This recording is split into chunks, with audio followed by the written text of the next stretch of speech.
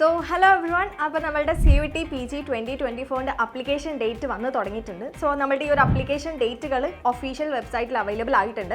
So നിങ്ങളുടെ PG CUET.samath.ac.in എന്നുള്ള വെബ്സൈറ്റിലേക്ക് പോവുക.